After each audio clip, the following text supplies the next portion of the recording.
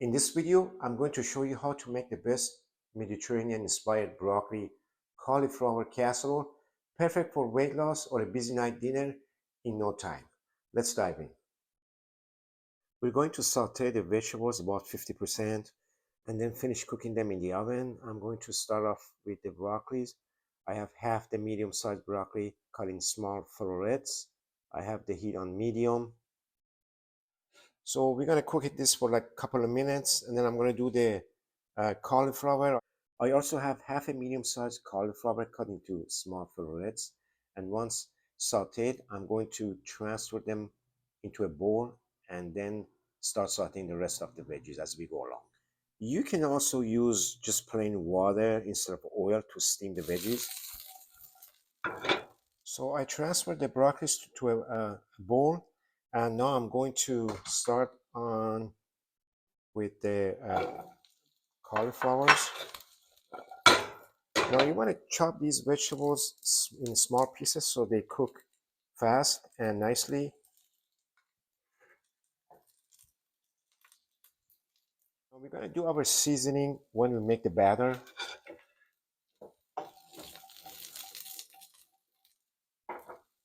Just a little bit more oil. They are cooking very nicely. Okay, about 3 minutes, 3 minutes or so. Okay, now we're going to transfer it to the same bowl with the broccoli. And keep in mind, they're still cooking. So add half of red onions thinly sliced. Saute these until they're tender. Then we're going to add 4 cloves of chopped garlic. Saute that for about 30 seconds. I'm going to add about a cup of chopped carrots. You can use shredded carrots, but you don't need to cook them too long because they cook really fast. Then I'm going to add half of bell pepper, julienne cut. I'm using the orange color. You can use any color you like, doesn't matter. I add everything into the bowl. Now we want to mix them.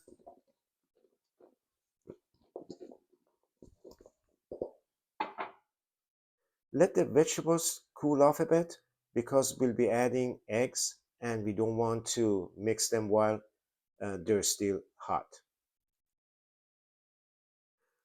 I have 24 ounces of liquid egg substitute here. This is vegan friendly if you want a vegan dish.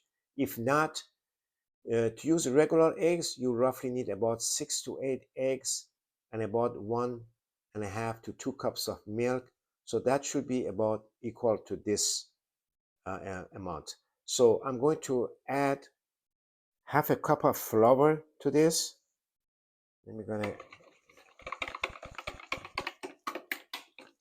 mix well, make sure there's no lumps. You can use electric hand mixer for this. Okay, I mixed the flour and the liquid eggs together. Now I'm going to add it to the vegetables and make sure they are very well coated. And I'm going to add 1 teaspoon of paprika, 1 teaspoon of Italian seasoning, 1 teaspoon of oregano, and mix. And then some chopped parsley, and some chopped parsley, and then some salt and pepper to taste. There we go. Looking great. All right. Now I'm going to transfer this to a casserole dish. I have a dish that is already sprayed with olive oil. There we go.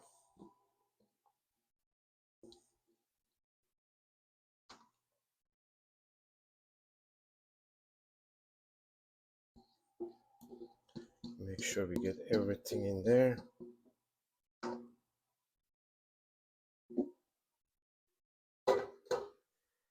And then I'm going to add about half a pint of cherry tomatoes, halved.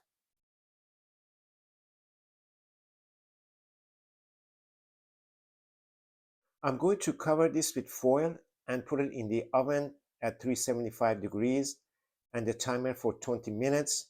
After 20 minutes, I remove the foil, add some cheese on top, and then return it to the oven for another 10 minutes. Keep in mind the cooking time may vary depending on your oven.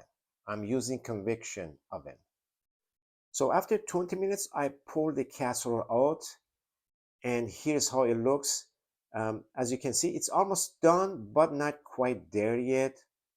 So we'll put it back in for another 10 minutes.